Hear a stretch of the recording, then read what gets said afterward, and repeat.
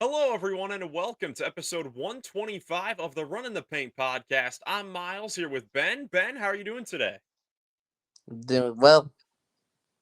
Good to hear it. Hope you had a great Memorial Day. Also, to all the viewers out there, hope you had a great Memorial Day yesterday. We've got a lot to talk about here today. We are in the middle of all of the two conference finals series. Game 4 of the West just wrapped up about 10 minutes ago as we're recording this video. The All NBA teams were announced a couple days ago, and then of course we have a pivotal Game 4 of the Eastern Conference Finals to take a look at and preview as well. But first things first, let's get started with Pirtle, as we always do here on the full podcast. Ben, who is the first player that we should guess today?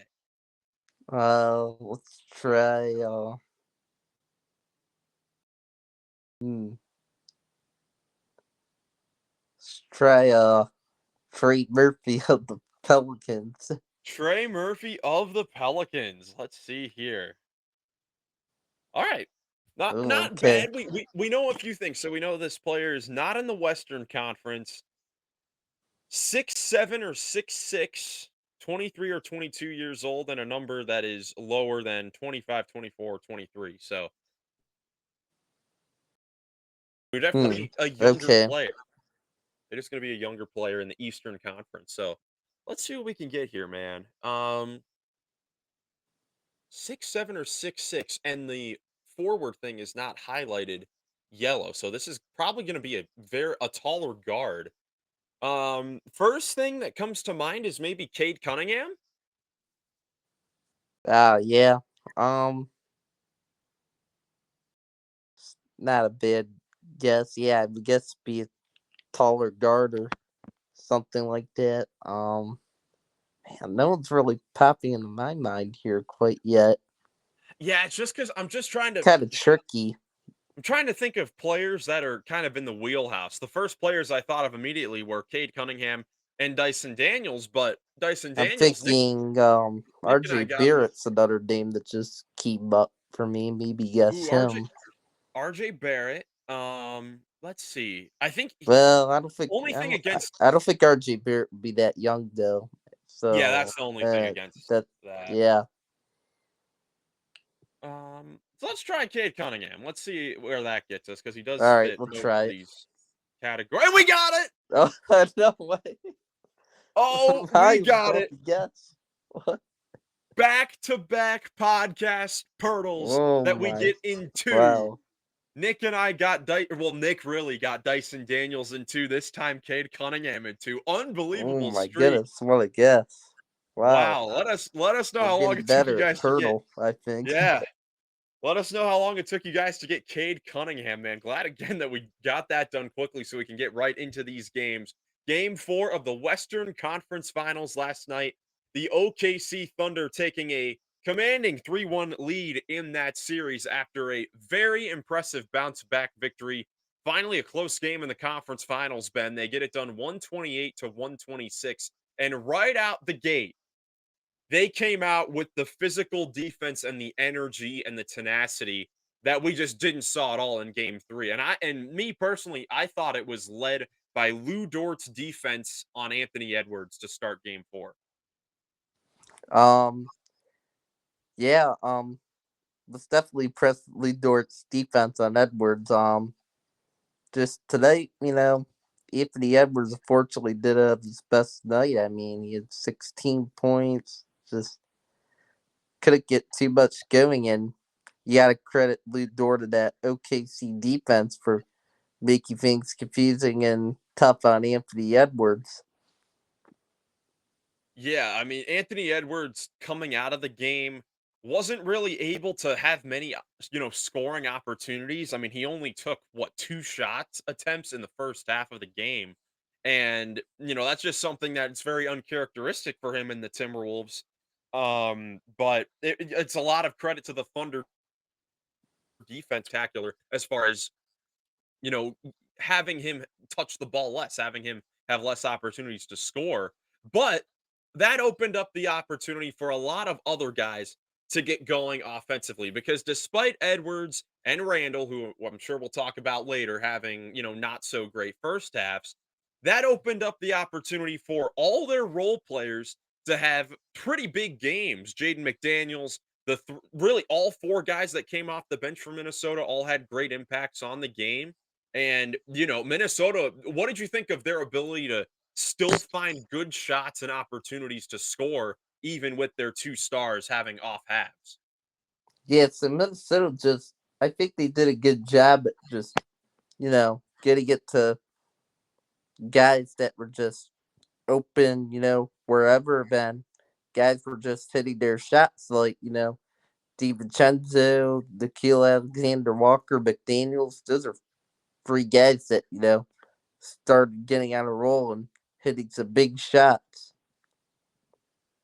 Yeah, and they were all definitely spectacular in this game. You have Alexander Walker going for 23 points, 5 for 8 from 3, 9 of 15 from the field. DiVincenzo finally had a monster game.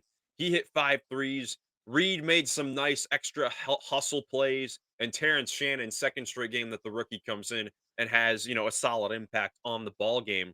But what did you see from Anthony Edwards in the first half of this game? Again, only took two shots in the first half, only had 3 free throw attempts as well, so it wasn't like he was getting to the line all that much. What do you think of how he was playing the game? Did you think that, he needed to look for more shots, or was he kinda just letting the game come to him? I think what I saw, Edwards was just trying to let the game come to him, and it was hard from the jump of that first quarter. I mean, Lou Dort and OKC were playing smothering defense on Edwards, so that made him hesitant and hard for him to even be able to even want to take a shot right off the jump. Then finally, some opportunities opened up, and he took some shots, and he just tried to just let whatever came to him in the game and just tried to do what he needed to do that would work for the Timberwolves in this game. Yeah, and then meanwhile for Oklahoma City offensively, because that was another part where they were just absolutely brutal on Saturday in game 3. Their offense got off to a great start, and to start things off, it was J-Dub that was on a roll after only having 3 made field goals in all of game 3. He scores 34 points in this game, 13 of 24 from the field, 6 for 9 from 3. Another game where he just plays like an incredible number 2 option to the MVP, who also was spectacular. But J-Dub really got the Thunder started on the offensive end. Yeah, he sure did. You're right about that. Was you know impressed with how he got on fire from three, and it was smart of him to just take those open good looks he got for free, and luckily for him, the shots were going down, and Timberwolves should have been more prepared for that. I think defensively. Yeah. And then SGA, of course, was absolutely fantastic, really throughout the entire game. But he also was huge in the first quarter. He set the tone offensively for OKC. He finished the game with a playoff career high, 40 points, also 9 boards, 10 assists, 1 board shy of a triple double. Efficient from the field, got to the line a whole bunch like he was the first couple games of the series. What'd you see from Shea all game long that allowed him to lead his team like an MVP does after, a horrible performance after game 3? Um, you know, I just think Shea was more locked in tonight. Just the same thing with the whole Thunder team. Everybody was more locked in tonight. They were bought in tonight, and Shea, he just got back to MVP, Shea form. He was just incredible this game, and he had 42 points to go with 10 rebounds and 9 assists. I think it was a near triple double. He almost had a triple double. So I mean, just an incredible performance from him. That's exactly what you want to see from your superstar in a big game like this to try and bounce back and take a commanding lead. Yeah, and this was a huge game for OKC, of course, after losing by 42 in game 3. We were very interested to see how they were going to respond after a beating like that. And the answer is, all their stars just played a lot better. They didn't really get any standout performances from their role players besides Caruso, I thought had another tremendous impact off the bench. But besides him, it really was the three, best players for Oklahoma City that had an impact. That included Chet Holmgren, who was unbelievable again, 21.7 boards, 3 blocks. They did a great job, Oklahoma City, of just doing things, being multifaceted in this game. Not only were they knocking down their threes, they were getting to the rim, they were getting to the free throw line, but they were also killing the Wolves on the boards to start off the game. They finished with 19 offensive rebounds, which actually tied with Minnesota. Both teams had 19 offensive rebounds, but for some reason, to me, the ones that OKC got seemed to be more deflating, and it allowed them to get more second chance opportunities. I'll take a look and see the second chance points right now here. Second chance opportunities. Um, let's see. Unfortunately, I cannot find it, but for what I saw in the game, it felt like Oklahoma City's second chance opportunities were more deflating than Minnesota's. Yeah, I agree with that. From what I remember, and yeah, it's just I think the Timberwolves, just got lucky. They were able to get open for some shots, even when they got another opportunity, and they were able to make some big shots. So yeah, that I think helped keep Minnesota in the game. Their role players were able to get open and make some big shots. Yeah, I mean, this is a tough game to lose for the Minnesota Timberwolves. And of course, it does come down to the wire. Oklahoma City did build themselves a nice little cushion there, really throughout the entire game. They were playing with the lead, really, the entire game. But Minnesota had it down to a 3-point game in the final minute there, after, a lot of their role players were knocking down clutch threes with Alexander Walker, McDaniels with a couple big drives. Chet Holmgren had a monster block on one of McDaniel's attempts that was going to cut it down, cut the lead down there a little bit, and then we had kind of the foul, the free throwing, the free throw game there in the final minutes. What did you think about the final, few possessions there, where it did turn into the free throw game, and then it turns into that, sequence where Shea Gilgeous-Alexander is on the ground with like 3 seconds to go after Edwards misses, his free throw to try to get it back, throws it up in the air to try to just get all the time off the clock, and a Minnesota courtside fan catches the basketball. What did you think of that crazy sequence there in the final second? I don't know if I've ever seen that happen before. I haven't seen anything like that happen here before, but yeah, it looked tricky for the refs to figure it out. But I think the officials figured it out okay. I think it was just right to let Minnesota get one more chance, but it was going to be hard for Minnesota. The time was so limited. Yeah, it was just going to be super hard to even get a shot off like it turned out to be. And, the Thunder just smuttered on defense, man. They won the ball game.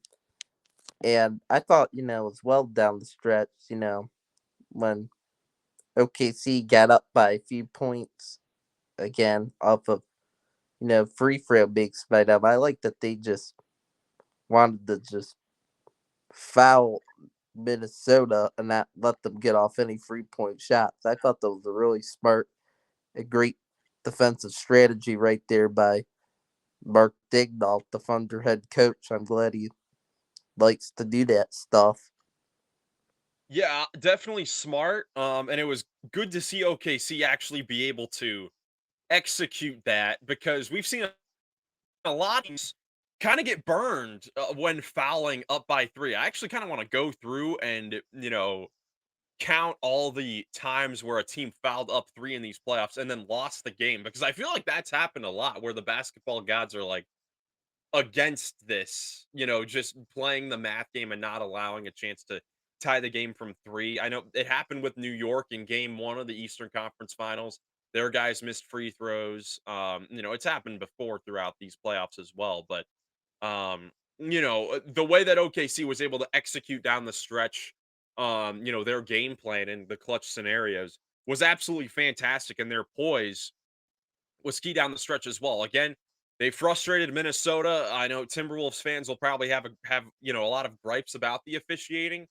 Again, I think that it was officiated very fairly. I mean, I think, Shea Gilgeous-Alexander is always the one guy that's talked about with getting to the line, and he goes to the line 14 times in this game. But a lot of those were in the final, few minutes there where the Wolves were intentionally fouling to extend the game. And when Shea goes to the basket, he's looking to shoot and looking to draw the contact. And the Wolves defenders aren't like getting their hands back far enough. Their hands are caught in the cookie jar. Shea's taking advantage.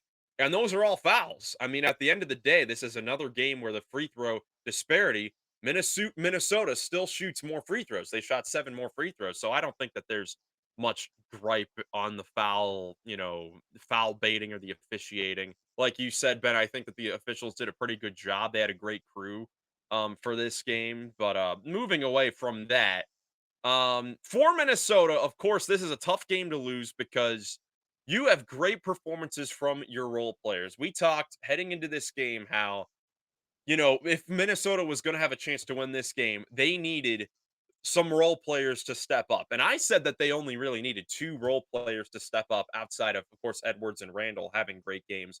And it was McDaniels. He had 22 in this game. And then you needed one guy off the bench to have a great game. They had Alexander Walker and DiVincenzo give you 20 plus, and it still wasn't enough. But Ben, it did honestly come down to the fact that Edwards didn't have a good first half, and Randall once again has another stinker. And we've talked a lot about how he really is the X factor for the Wolves in this series. Yeah, it came down to s- stinkers by those guys, and also I did think Rudy Gobert had a good performance, and also, man, those turnovers, all those turnovers for Minnesota, that hurt them.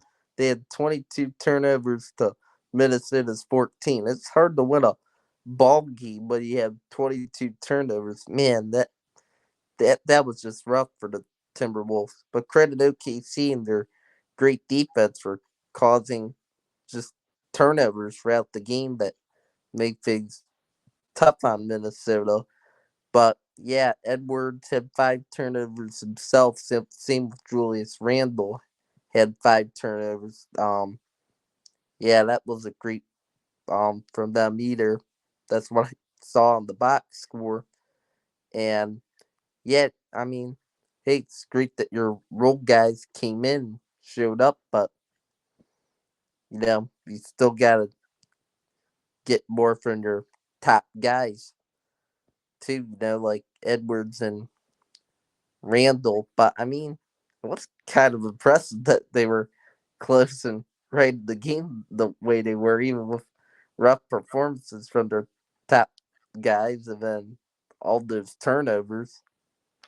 Yeah, I mean, yeah, that's a great way to look at it. I mean, they were in the position to win this game and even this series up at 2 games apiece before it heads back to Oklahoma City. Instead, it's a 3-1 lead.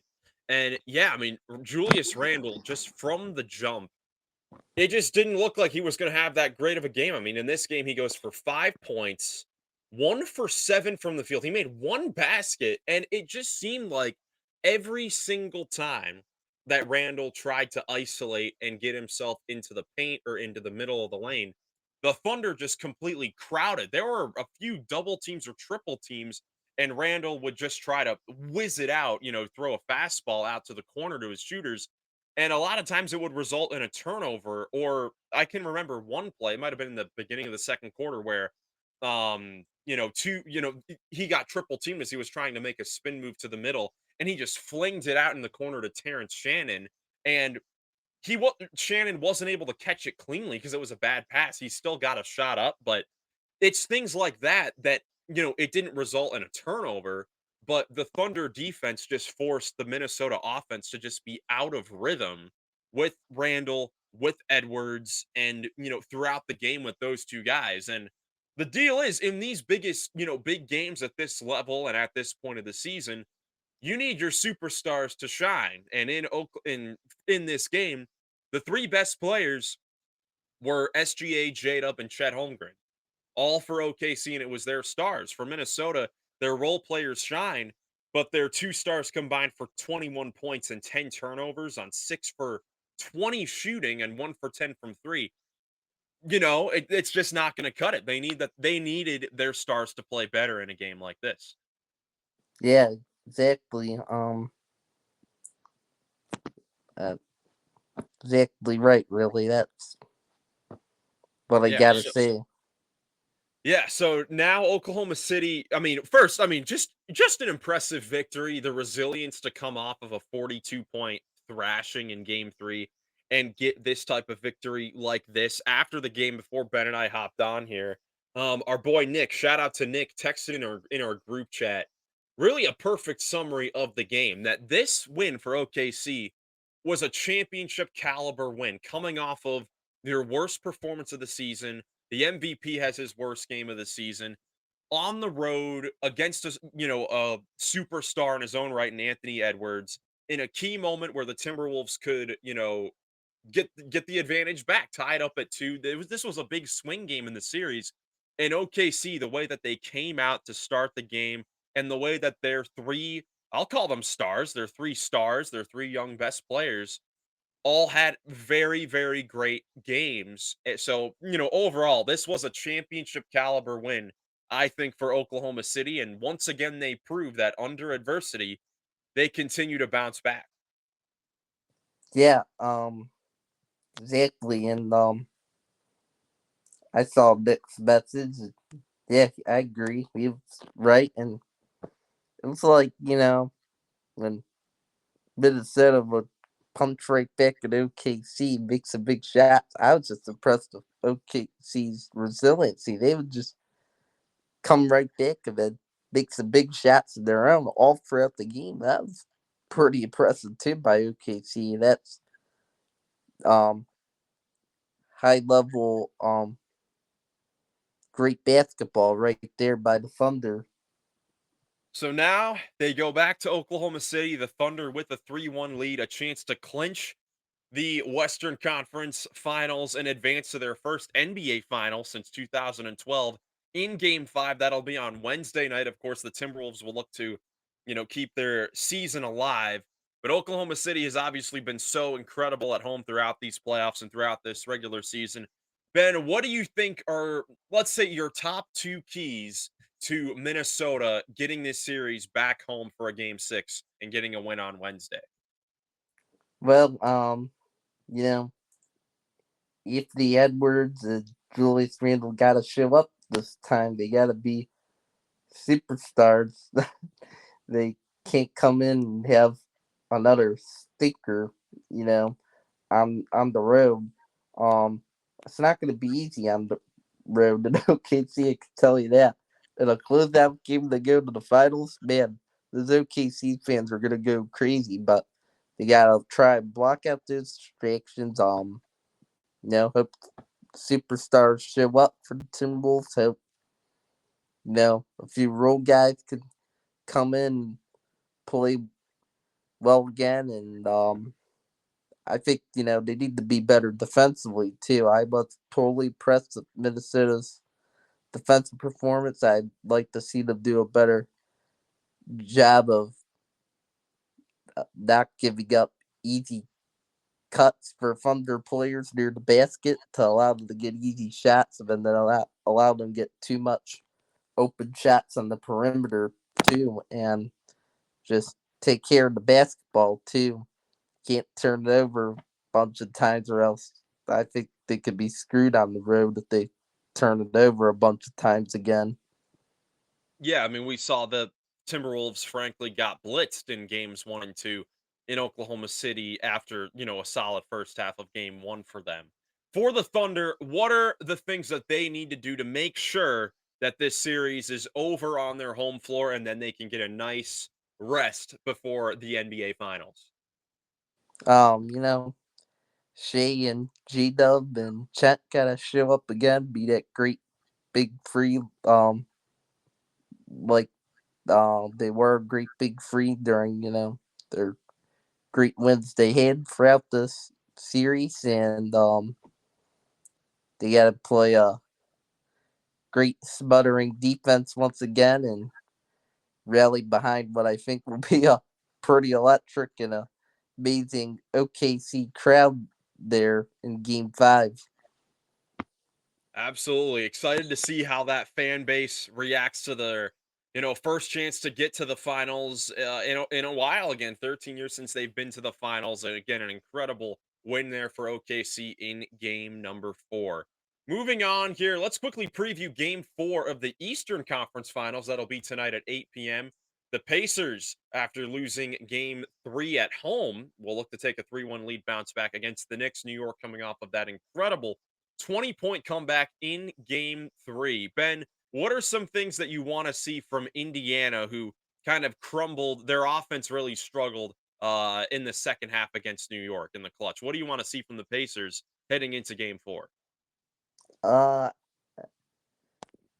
I, wanted to play hard throughout Game 4 and just be really motivated to win. Even if they're up big at some point against the Knicks in this game, they should not take their foot off the gas pedal a bit because the Knicks, just like what the Pacers have even done before, they know how to come back in these playoffs from big deficits, and can't think that the game's going to be over too early. You got to play hard for the whole game, and you got to hope that you know Halliburton and Siakam could show up and hopefully give you some great performances, and even some and even hope that some other role guys outside of that, can come in and knock down some big shots. No question about it. The Pacers just need to play. I think they just need to play their same brand of basketball that they've played in, these entire playoffs outside of game threes. I mean, game threes have not been kind to the Indiana Pacers so far in these playoffs. They lost game threes in both the first and second round. Those are the only losses that they've had in these playoffs. And of course, the one that just happened in the conference finals. And in the previous 2 rounds, the way that they've bounced back after losses has maybe been, what has been their most impressive feat in the first round against Milwaukee after they lose game 3 on the road. Come back, they beat the Bucks by 26 on the road. Then in the second round against the Cavaliers after losing by 22 on their home floor, they come back and give the Cavs their one of the biggest, greatest offensive halves in playoff history. They were at an 80-39 lead at halftime on their home floor. One of the great offensive playoff halves that we have ever seen. So I'm excited to see how the Pacers, if we'll have another encore of, that type of offensive basketball going into, game 4. I mean, after game 1 of this series that went into overtime, their 2 highest scoring performances of the playoffs came in game 4. So we'll see if they have another bounce back in them. And the New York Knicks need to be aware of how the Pacers can bounce back from, like you said, those deficits in games, but also after losses. Because again, in these playoffs, after losses, they have completely dominated. So they'll look to do that again in game 4. Yeah, exactly. Interested in seeing how both of these teams will look and respond coming up in Game 4. But if you're the Knicks, I mean, hey, if he could somehow steal 2 games in Indiana, then take back the home court advantage, and that go down 3-1, tied up at 2-2. I think if the Knicks could just in this game play hard, play some great defense, and that Brunson and Cat can go off, and I think they have a great shot for taking Game 4. So we'll see. It should be a great game tomorrow, and I look forward to it. Yeah, no question. The Knicks are definitely in a good position here after, heading into this game about as good as you could be being down, 2-0 after the first couple games, getting a big win, getting some confidence. But like you said, I mean, Cat and Brunson, they do need to play well, and I think they need to play better. I mean, Brunson definitely had a fall off after the 2 games in New York, and Towns, easy to forget because he had the 20 points in the fourth quarter, but he was having a very rough game as well until that fourth quarter. So, what do you want to see from Brunson and Towns to make sure that they don't, get down by 20 points again and have to come back like they did in game 3. I just think they need to be ready to go from the get go. Of course, you need from Cat throughout the game. Him plays a good defense, closing out shooters well, and then crashing the glass well and getting a lot of rebounds. That's going to be really key from Carl Anthony Towns throughout um game 4. If he can do that well throughout game 4, I think that'll just be huge for the Knicks and make a difference and give them a good shot to win. And then hopefully Brunson, the shots can be falling for him, and that if it's a close game in the fourth quarter, that he can hopefully take over the game and be Mr. Clutch Player of the Year and close the game out.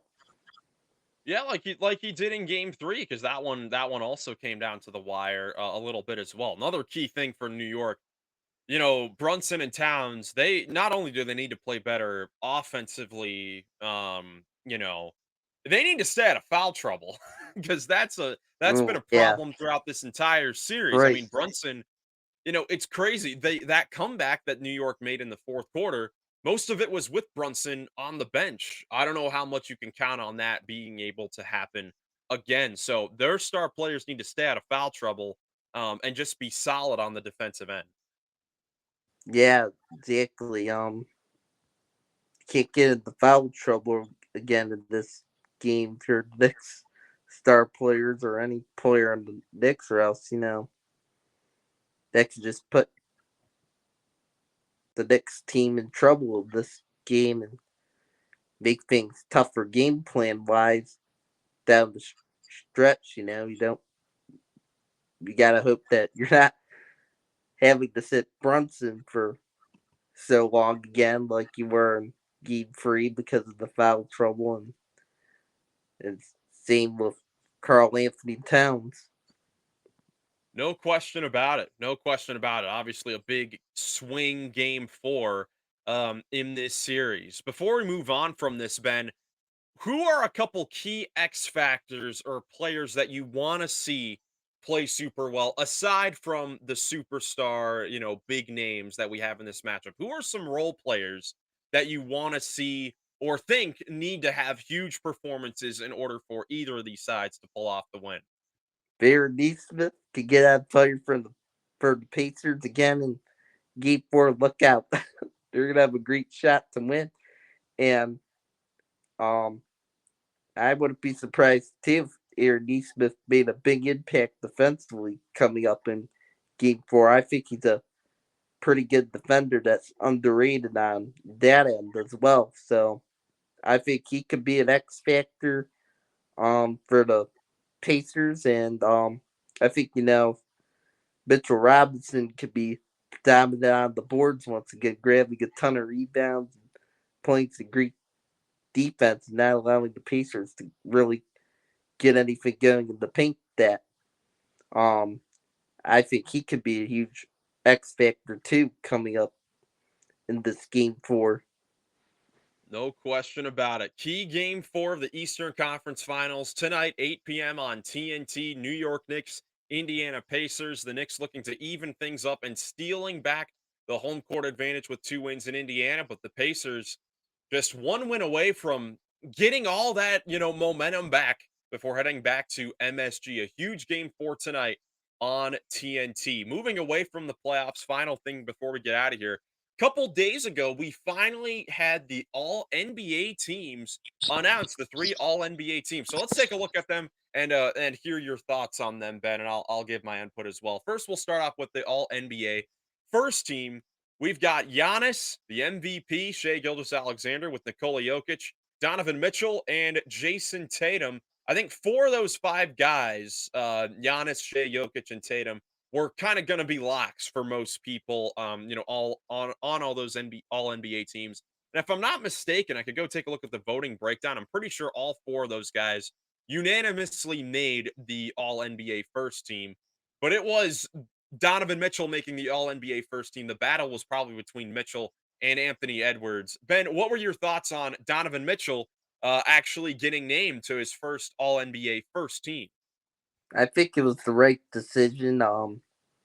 You know, I'm a Cavs fan, of course, but I think he still deserved it over Anthony Edwards just because the Cavs were just so dominant during the regular season, and you know Donovan Mitchell was just playing great basketball out for all throughout the year, and he's just fantastic at being a great leader with leading the Cavs team too throughout an amazing regular season for the Cavs. And you know, it was like for the Timberwolves, they had an up and down regular season, and Edwards played great, but I mean, I think just more so the winning and the winning impact Mitchell made is what made me agree with the decision to put him on first team over Anthony Edwards. Yeah, totally agree. It really is crazy when you take a look at Donovan Mitchell about, just the incredible regular season that the Cavaliers did have. 64 wins, of course, didn't, mean much. In the second round of the playoffs, they got banged up by the, super hot Pacers. But, Mitchell in the regular season, numbers went down, but it really was to take another step for the team. He really took the accountability of, taking a step back on the scoring department and allowing mainly a guy like Evan Mobley to thrive and have the incredible year that he had. And Donovan Mitchell, even though his numbers don't look incredible, I mean, his scoring, he averaged his least amount of points since his third year in the league. Played the least amount of minutes of his career as well and scored his least since his third year in the league. Number one seed in the East, dominant all season long, and he makes all NBA first team. I mean, it shows what you can do when you win. And I think that really was the difference there between Mitchell and Edwards there for the first team. But on the all NBA second team, Anthony Edwards is on there, of course, along with Jalen Brunson, Steph Curry, LeBron James, and Evan Mobley on the all NBA second team. So, Ben, what were your thoughts on this all NBA second team? Um, I think I pretty much agree with it. Brunson won the clutch player of the year. He's been one of the top guards all year. He deserved the spot, I think. Anthony Edwards, yeah, I definitely think that was the right place for him. And, big Steph and LeBron, they're getting older, but hit great regular seasons. I think they deserve second team too. I wasn't quite sure if Mobley would get on second or third team. He definitely deserved to be on one all NBA team at least. But I mean, what I remember, I think the NBA got it right with Mobley. He did make such a huge impact for the Cavs in the regular season. He was so good defensively, and he started looking like a good offensive player too. So I agree with it. I like it so far. Yeah, I think that I mean all those guys definitely are warranted. Personally, I feel like Steph Curry may have just made it because of a legacy thing. I don't think he had as great of a regular season as we've been accustomed to seeing. And of course, the Warriors were so up and down before the Jimmy Butler trade, but Steph Curry still had a fantastic season. Nothing to take away from his incredible play, and he definitely did deserve to make an All NBA team. Mobley making it. I remember at the end of the regular season, we did our Run in the Paint awards show, and all of us had Mobley on the third team. I don't think that any of us actually recognized that Mobley was actually that good to be a top voted as a top 10 player in the league. I think that we, as three of us being Cavs fans, were kind of tr- biased, away from making sure that when we were making our list, we were trying to make sure that we weren't too biased towards having Mobley on there. So seeing that he actually made the second team is actually kind of crazy to think, coming into this season, there were a lot of questions Yeah. and, turns in a season where he wins defensive player of the year, all NBA second team, and makes his first all-star. definitely fantastic to be on the All NBA second team. That's like the big name to make his first one to be on the second team. But all those other guys, LeBron making it at age 40 in his 22nd season, it's That's still just incredible. It's it's incredible what just LeBron's been able to do throughout his career, and at this age of how old he is. I never seen anybody this old and the NBA look great like he yeah. has. Yeah, and I don't know if we'll ever see it again. I mean, for I all know. sometimes, he doesn't have, he can't do it every single night where he you know, has, as amazing, performances as he used to, obviously, throughout his prime and even the last few years. But you still look at his numbers, and this season he put up 24 points, 8 rebounds, and 8 assists per game.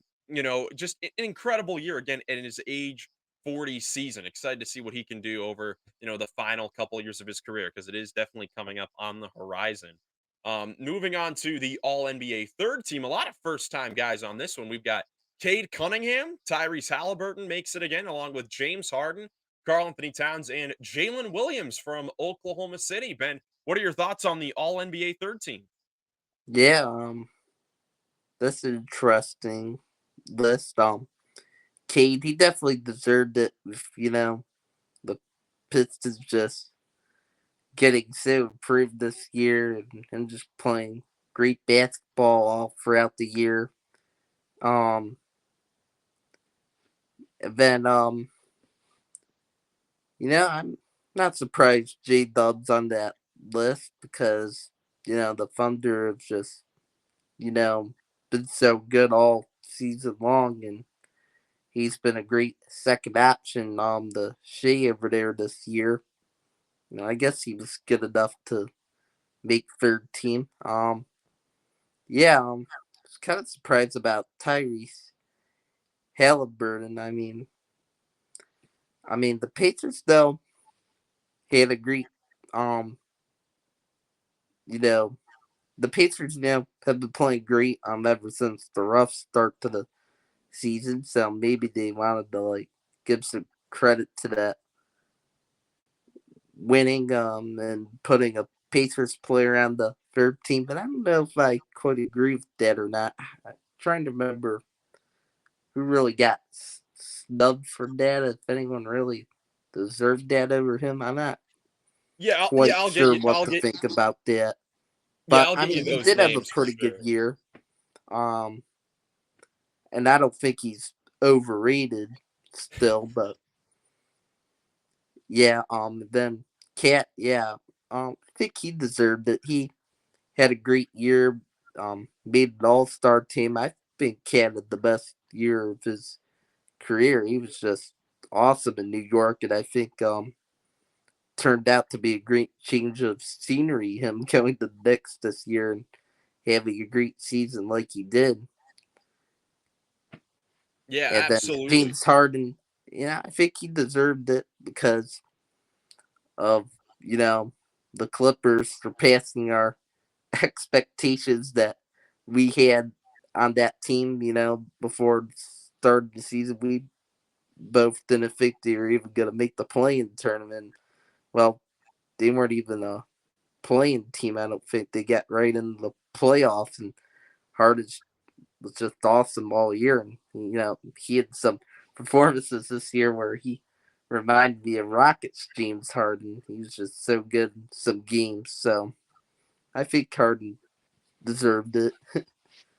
Yeah, I think that all those guys definitely, obviously deserve it. I mean, they've all had, very good years. J Dub, I think he had to make an all NBA team with how great the Thunder were during the regular season and just how amazing defensively he was, especially during the stretch where both Holmgren and Hartenstein were out and J Dub had to play center. He, let's see, how tall is J Dub? I have him right here. He's 6'6". He was playing as a 6'6" center, anchoring the best defense that we've seen in decades. He was absolutely incredible, Yeah. obviously for stretches, but then amazing offensively as well. Agree with Harden. Glad to see him back on there. Had a very good bounce back year. I think the one name that was questionable was Halliburton because the Pacers had an up and down start to the season. They were great the second half of the year, but particularly Halliburton wasn't anything too special throughout the first half of the year, was very inconsistent, wasn't really shooting a whole lot of shots or as many shots as, we wanted him to be, taking, not as aggressive as he obviously is right now. Um, but I think, the Pacers with their regular season, they did end up with 50 wins, ended up with home court advantage. And obviously playing great, now in the playoffs. They've been probably the best team in the playoffs. But Halliburton, 18 points, 9 assists. I guess it's okay. He made it. I think I may have had one other guy over him, and that was the guy that was 10 points shy of making the all NBA teams. Alperen Şengün from the Houston Rockets. He was like the number one Yeah, snub from this list. And then 3 points behind him in the voting was Jaren Jackson Jr. And then you've got like 7 players that did receive some votes, but nothing too crazy. Zubats got 15 points of voting. He had a great year for the Clippers. And then did Hero Darius get some Garland. points? What? Did Tyler Hero get some points? He did not actually. The rest Wow, of the he play. didn't. No, Wow. the rest of the players that got votes were Darius Garland, Domantas Sabonis, Pascal Siakam, Bam Adebayo got one second place vote, and then Trey Young and Devin Booker. So Yeah. all those guys got all NBA votes. But the only players that were really close in the vicinity of making it were Şengün and Jackson Jr. Were there any? Do you think that one of those guys should have made it on the All NBA team? Okay. Yeah. So I kind of forgot about this, guys, but it's tough. Um, Sagoon, it was really impactful, of course, to the Rockets and all their winning in the regular season and their great regular season. But I mean, hmm, I think I guess I would have picked Sagoon actually over Halliburton because it's more so a regular season award, and I think Sagoon was just the better player than Halliburton in the regular season, and the Rockets were just great all throughout the regular season and were just winning constantly throughout the regular season, and he was their best player, I think. So, yeah, kind of a tough decision, but I think Sagoon kind of got snubbed. But, I mean, I guess deservable for Halliburton. He had pretty good years still, even with the rough start to start the regular season. Yeah, I think that it was, the, head-to-head battle was for me would have been Halliburton versus Şengün, and I think I did give it to Şengün on my actual all NBA teams there because the Houston Rockets getting 52 wins in the loaded Western Conference, fourth best record in the entire NBA.